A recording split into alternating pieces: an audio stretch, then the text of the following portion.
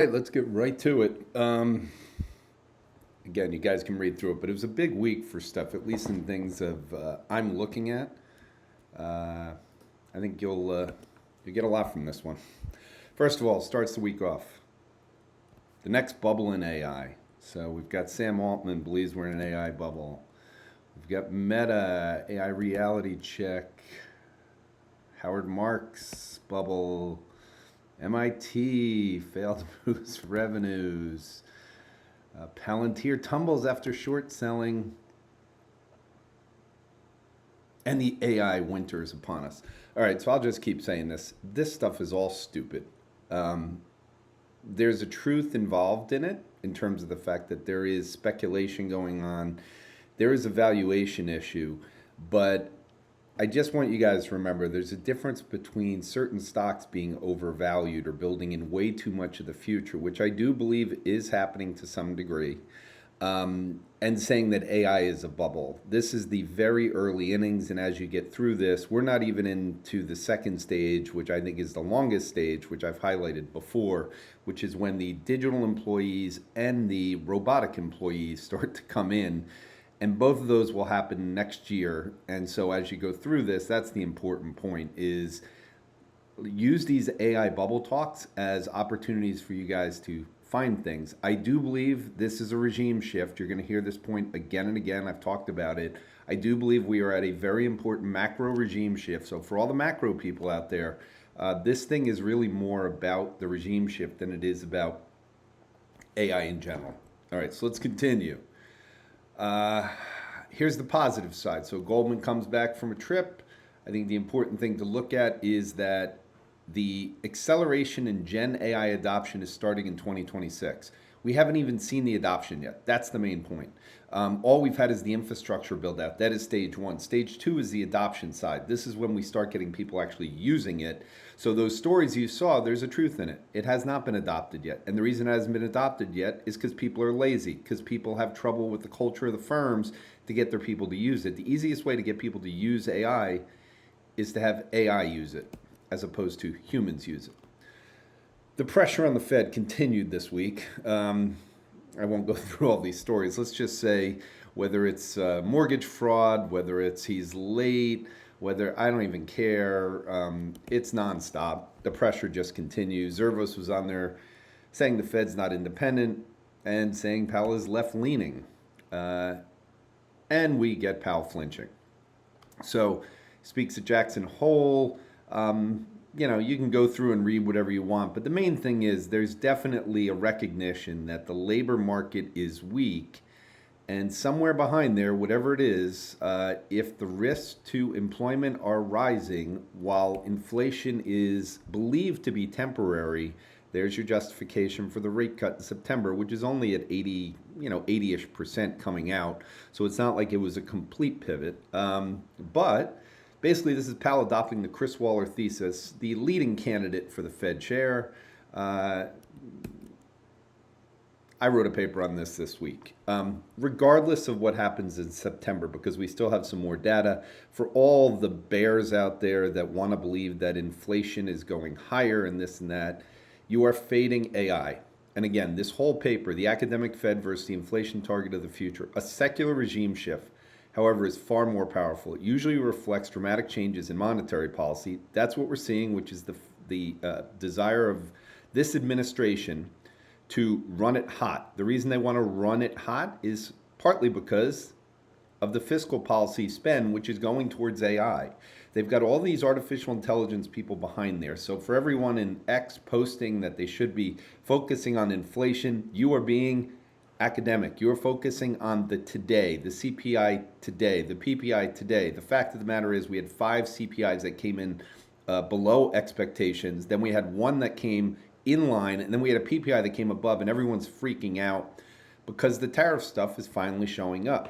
When you have a monetary policy shift, which we're seeing, which is they want to run it hot, you have a fiscal policy. They are not only spending money on AI, they are focusing on so many different things on the fiscal side, and not caring about the debt and deficit the way that people had thought not that long ago.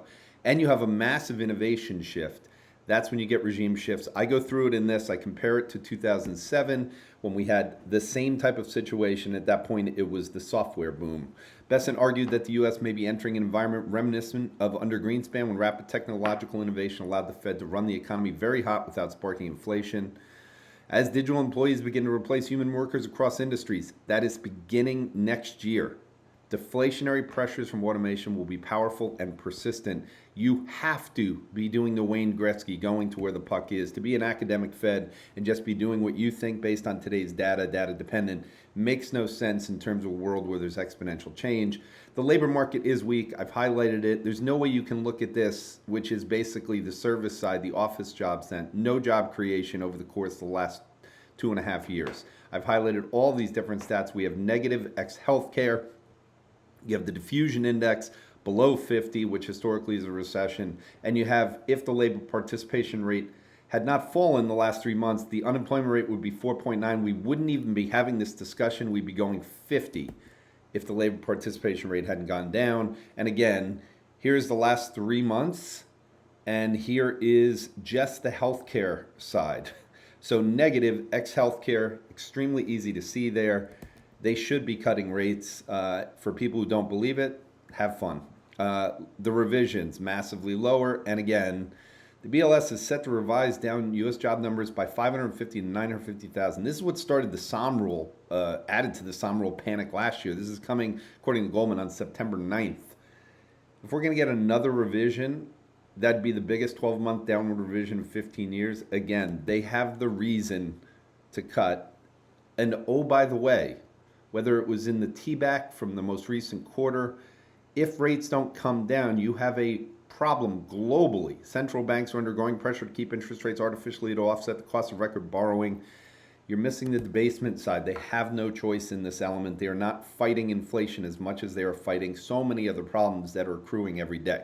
S&P gets back to new all-time highs after that little AI bubble fall. Banks, I mentioned globally they're going. BKX, right at the highs, closed just a point below it. A reflationary boom story. Sectors, what you'll notice here, energy best performing sector, tech worst performing sector. This is the rotation and the regime shift that I expect to happen by the time you get through this entire presentation. There are many, many reasons. For everyone saying that if they cut rates, the big thing would be to short bonds. Yep. Continually the worst trade people can possibly do in an AI boom. So if your thought is they cut rates, they move 25, bonds are going to fall, they should have fallen on Friday, they didn't. I highlighted this last week. This is or 2 weeks ago, this is the momentum in industrials. This just highlights, this is the best performers in industrials, and then you can see the other half is horrible. These are related to the consumption economy, the auto economy, the real estate, whether it's residential or commercial, and then everything here is AI. If we are in a regime shift and rates are going to start to move lower, you should start to see these do better. And that's what we saw this week. This is the industrial momentum. It's inverted, so we saw a sharp move the other direction after peaking. This is overlaid with the PMI, the manufacturing PMI, which I will get into. So again, another phrase that if you're going to have this move higher, that would mean that the things that are doing poorly start to do well, as well as the things that have been doing well. This is a tide that lifts all boats. The PMI is a diffusion index. You should start to see that go higher. We'll see what happens. Momentum. On the broader level, it was a down week for momentum as well. I just want to highlight these again. I've shown this chart multiple times. Regime shifts are critical. They happen for monetary policy, for fiscal policy. This is the regime shift I highlighted with software, QE, and austerity. This was coming out of the great financial crisis. Then you had this one in here related to the shift from oil when oil hit $25, and then we got the shift. This one was going into COVID. This one was coming out. This was the shift in terms of the Fed pivot back in 22. This looked, and to me, was the beginning of the next shift. But then we had the tariffs, which set us back higher. I still believe this is going to come. Momentum will shift. And if it does shift, you're talking about a regime shift that will have implications, it is always driven by the things that I mentioned. In terms of the factors, size, I highlighted this last week, a 100% composite score, factor strength of 3.53. Here's momentum here. The two best factors, I expect that size and momentum will be the ones that shift in a regime shift. And this week, the size factor, the pure size factor, was down all 5 days this week. So regardless of whether it was the AI bubble or the fears over the Fed not cutting, then we got it built back in. So when you can have 5 days in a row of size under pressure, that says there's something going on. And this was the biggest weekly fall in size since right around the SOM rule back then, when the rate cuts started to be built in.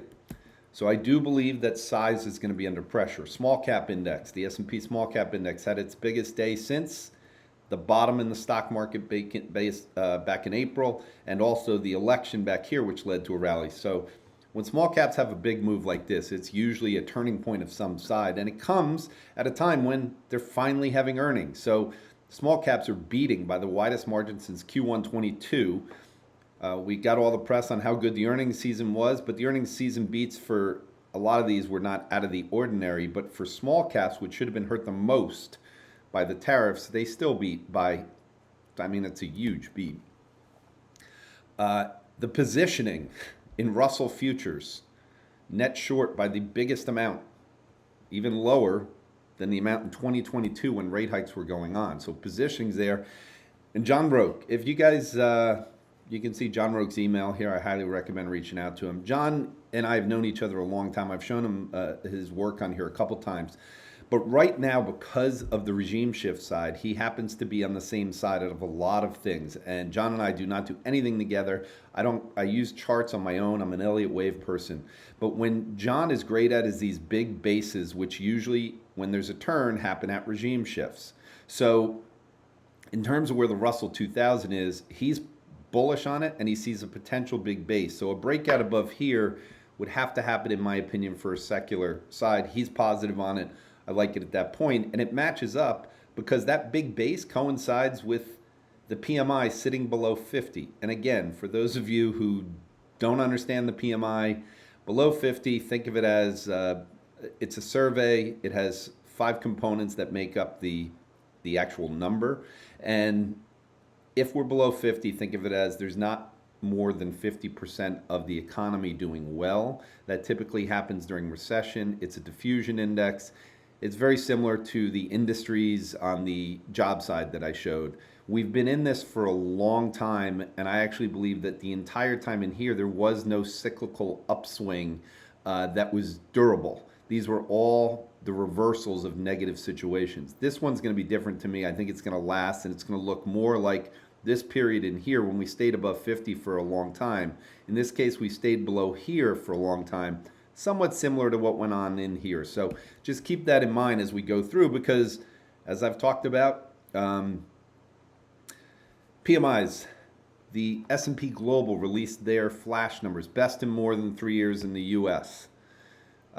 Companies across manufacturing and services are reporting stronger demand conditions but are struggling to meet sales growth, causing backlogs of work to rise at a pace not seen since the pandemic-related capacity constraints recorded in 22. So last time we saw a supply-demand situation like this was during the point where people weren't working around the globe.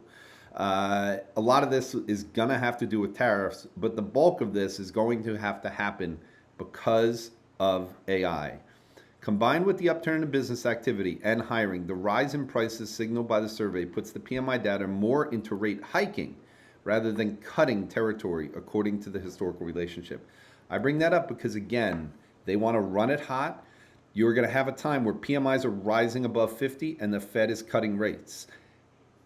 Not going to happen too often, and I think people need to pay attention and start to change their positioning based on that. Focus on small caps, focus on some of the laggards and some of the things that are rate sensitive, because I think the Fed has, or the administration has more surprises to help in the housing market, and that would just be the final tailwind. So for people that have been bearish on PMIs, have pushed back on me continuously on this, it's not just in the US. The Eurozone composite PMI rose to 51, strongest private expansion since May of 24, highest in 38 months for the manufacturing component. Japan, quickest pace in 6 months. India, fastest activity in at least 2 decades. Prices rise.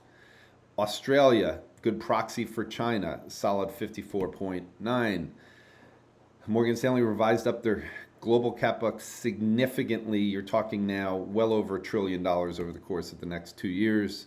The data center power demand double now. They've moved everything up. This number here used to be about 95 or 92, according to Eric Schmidt. We're now up 15-20%. Meeting 100 gigawatts, which is less than that number, would require 1,000 natural gas turbines. I'm not going to go through this. You guys understand. Everyone who's been bearish on China, and I mean, God, when they came out with this stimulus here, everyone was bearish on it, consolidated in a beautiful chart formation. This is called a third wave, folks. This is a parabolic move breaking out of a 10-year base. I'm not going to show the John Roque side, but he's got a 10-year base on this too. This is not something to fade, and yet most people are still negative on China. China's stock index rises to decade high as they're dumping bonds. Turnover on the mainland exchanges reached second highest level ever. So it's happening on big volume. 30-year bond. When the stock market was rising, I kept hearing that bond yields are not rising. This is something to fade. Activity is not happening. Wrong, wrong, wrong. China's stock rally has the makings of durable bull run. FOMO is setting in now, finally. The scariest aspect of the ongoing share rally is that it has unfolded organically, despite widespread skepticism and the well-recognized lack of meaningful policy support. So everyone thought they needed more policy, and I've highlighted before that IP is well above the old traditional signals. This is a new world of AI. This is a new world of drones, of humanoids. It has nothing to do with what you've learned in the past. There will never be another property boom in China. Go read a new book. That being said, all the stuff out there and stimulus that's come out, this is all this week. Loans, focus on property market, focus on property market, focus on property market. They are trying to stabilize the property market. It's never going to rise. And if you keep looking at it in a big way, like what's coming, by the time that comes, they'll have runaway inflation. They'll have all kinds of problems. They don't want that. This is a new era. All right, and the new era we're talking about, the regime shift. I wrote this in April, from cloud, so software, to embodied AI. This is what we are now entering. This is the part that you guys, this is a long paper I wrote back in there for 22V.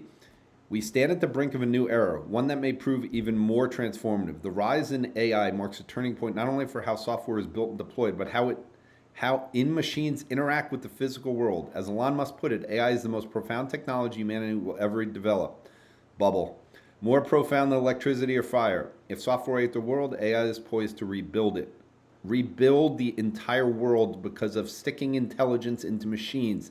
This has to be understood as I go through the rest of this, because we are at that critical point. The convergence of AI and hardware advancements is unfolding against the backdrop of a profound macro regime shift driven by simultaneous changes in fiscal, monetary, and innovative forces. Again, I wrote this in April.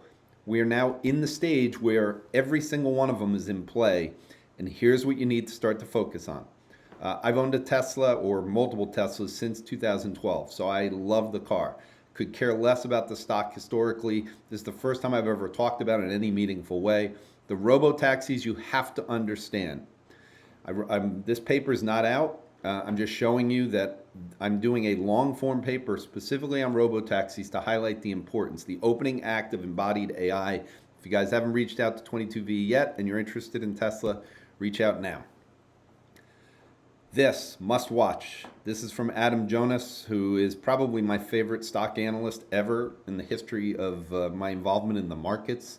An auto analyst who took the same path I did about the same time to really understand how much technology was changing the old industrial world and how the economy was no longer representative of what it used to be, and it was around the same time. So Adam put out this video. It's about 22 minutes. I highly recommend it. The robots are coming. You'll learn a lot. AI is about to get physical is where you'll find it in YouTube. The highlights are unbelievable. Embodied AI is a decatrillion TAM.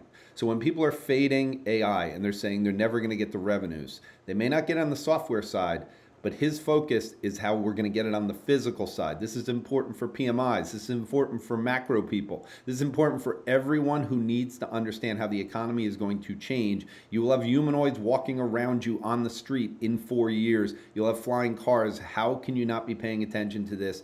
Go watch this for 22 minutes and at least get an understanding. This is generational TAM expansion beyond software into robotics, logistics, mobility, and defense. The race for photons. This is critical in understanding the robo-taxis. That's why I have this little blue line here. Companies with the best vision, actuation data sets will dominate embodied AI. We are leaving software and we get it. We're getting into the point. This is about vision. It's about photons. This is what Adam does a great job of highlighting, which I haven't seen in anything else. This is the next hyperscaler CapEx, track robotics, supply chain, sensors, actuators, batteries, semis. This is all manufacturing. Tesla's advantage and their moat is manufacturing is the key. You have to think about that when you realize all the AI action plan and everything we're doing. It's not an auto company. It's the first vertically integrated embodied AI company positioning for humanoids and autonomy. Multi-trillion upside. This is why you have to go pay attention to it. Robo-taxi equals one of the biggest monetization opportunities in history. Think ad models, entertainment, productivity unlocks. This is what Adam Jonas highlights. These are all the things from the video. This is why watching it is important. China makes more drones in one day than the US does in 1 year. Hence the need for us to build up our manufacturing because it's a national security and for defense budgets. No way it's going to stop. Humanoids are $40 trillion labor market. This is the impact. This is why profit margins will soar as we get through digital employees and robotics. Manufacturing decline reversal. Manufacturing dropped from 30% to 10% over 80 years. Macro regime shift. He's calling for the exact same thing. Embodied AI position to reverse this trend. This is industrial policy plus productivity supercycle, opportunities in semis, robotics, component supply.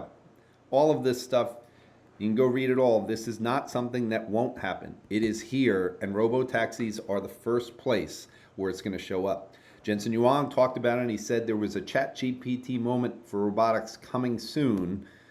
That would be this moment, in my opinion, with robotics. If you want to go listen to a podcast, this is from Gavin Baker. This is on Invest Like the Best. This is a year ago where he was talking about the early stages of LLMs, NVIDIA, reasons that they would have a little bit of trouble. Gavin Baker is one of the best out there, in my opinion, on what has been happening. He's been studying this for a while. It's very hard to find people who understand Tesla from both a technology perspective, but also from the embodied AI perspective. An auto analyst is not going to get that for you unless it's Adam Jonas. Here's one of the quotes from there and the thing you have to understand. So you have to remember for Tesla, Tesla is going to the same miles between disengagements. Like if you ever built a new cities on Mars, and it was populated by entirely different looking cars and streets and everything, you could drop a Tesla robo-taxi in that city and it would have the same miles between disengagements in any other city. Where something like Waymo, which you may have been in, Waymo has more cars than Tesla, but their technology and approach is completely different. It's geofenced, which means it's using maps and sensors, as opposed to what Tesla robo-taxi is, which is sticking a brain in the car to learn as it goes. Tesla has launched its robo-taxi. Now what? That was an ARC research thing. You can go read it from this week. Tesla secures Texas permit for driverless road. Now what I'm getting into is what it's important for investors and how quickly this can scale. He is seeding cities across the country with little amounts of cars, 10 to 20. That's why people will fade it. Once it starts to work, you will be able to extrapolate very quickly. So we are at a point now where all the signs are showing up that he's ready for this now. So he gets the permit in Texas. The Tesla Robo-Taxi service area is already larger than any competitors in Austin and Bay Area. Again, different technology, different approach. An analyst went in it this week, and there's been plenty of them that have gone through it. Because remember, this was only released in June. So this is now you're looking for signs as to when this will start to take off. We experienced a glimpse of the future and exciting comparisons are meeting and stark. I won't read the whole thing. You guys can go read it. He was on TV. William Blair, analyst, is impressed by the rides. Felt a lot more like a person was driving it, while Waymo rides still feel somewhat robotic. Different technologies. Version 14 of Tesla self-driving feels sentient. Version 14 is not out yet. He's saying it's coming out soon. So that's another level. He's been testing this.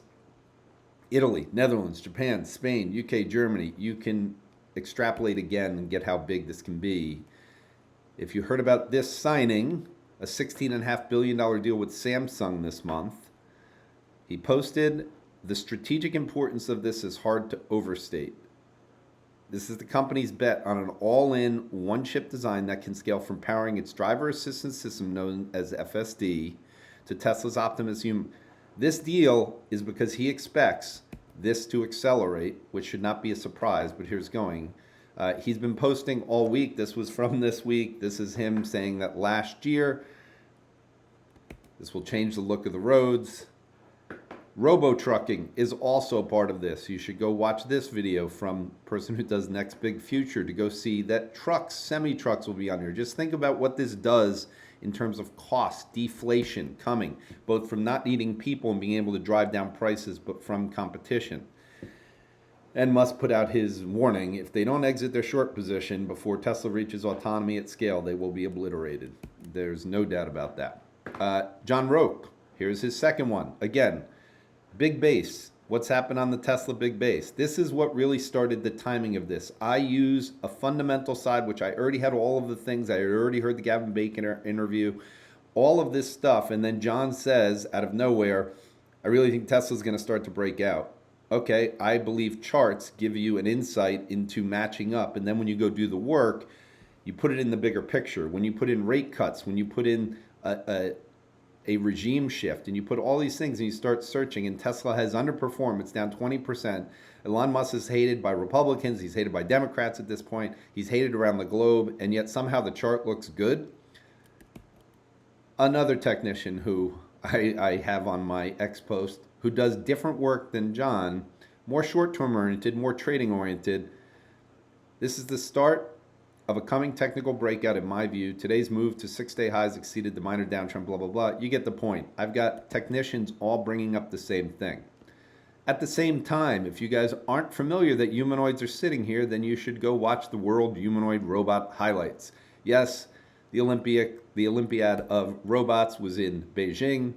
They wanted to show off how this is going, and of course, you know, the Chinese won the top medal in most of the world's humanoid robot games, but you can go see that this happened, and we're at this point now. Okay, so I'm positive on AI. That being said, this is something I think people should read, and this gets into some of the issues and the major issues I have with the Mag 7. So again, I'm talking about a major regime shift away from the software-dominated world that has been in place for 18 years and into a new world completely dominated by the hardware side. If you are long software companies, as I highlighted last week, you are exposed to coding being free and being able to replicate everything on your hand. So this is from Harris Kupperman. He goes by Cuppy on X.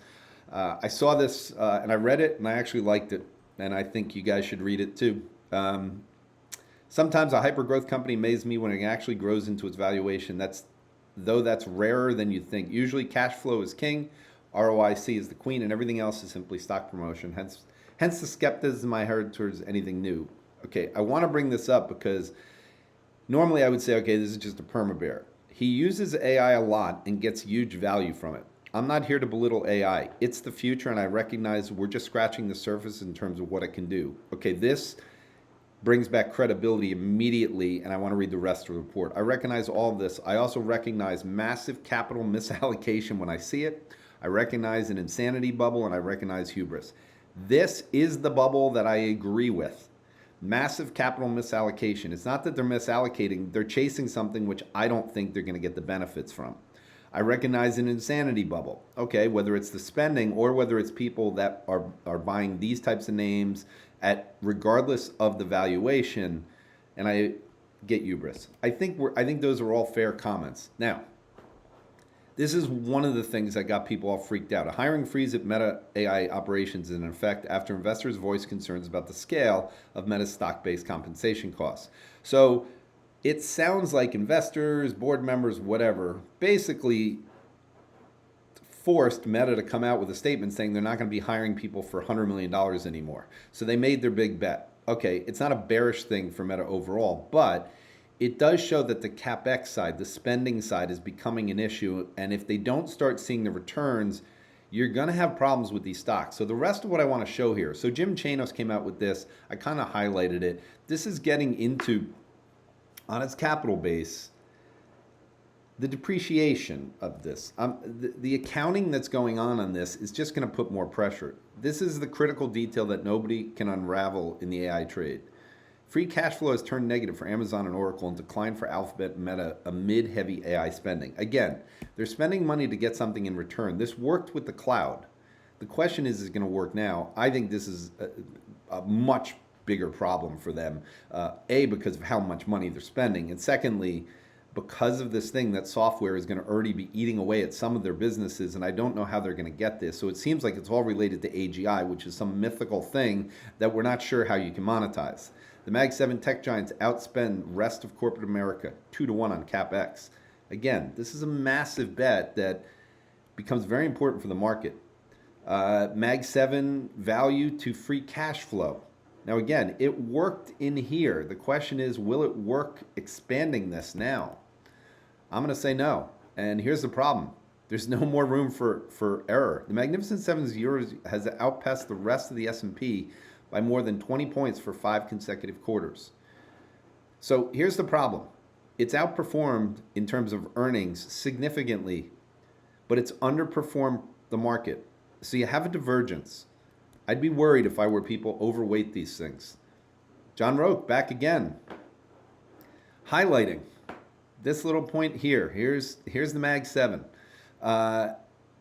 Again, on a relative basis, it's down for the year. So it hasn't worked. I believe this is a problem you need to start paying attention to. And the reason is, here's another Elon Musk post from this week. It's an easy prediction of where things are headed. No more traditional operating system or apps, but just AI rendering everything directly. This is another critical thing for people to spend time on learning. You can go into ChatGPT, take that exact quote and then bring it in. But here's the details. They envision a future where smartphones function as AI-driven edge nodes. Instead of routing every task through a cloud service, the phone itself would act as an intelligent rendering engine. So I just want you to think about this. If you've been wondering why we haven't had AI on a phone yet, but we have it on our computer, this is really getting into it. So I'm using AI on my phone. I'm using ChatGPT and I'm talking to it. But that's not actually using it to do what I want it to do. Hey, go order me an Uber. Hey, go do this. Hey, go do that. It doesn't work well. And the reason is the bandwidth constraints make pure cloud AI impractical. So what he's talking about, if realized, the architecture of having a phone that has AI on it. If you want an app, you just build it yourself. That's what Elon Musk is talking about. And without going through all the details, Musk AI is betting that the future of software isn't apps at all. It's AI native devices powered by a blend of massive centralized training and decentralized edge inference. This is very similar to what he is doing in terms of the car versus Waymo. AI just becomes part of the machine rather than having to use the apps on the machine.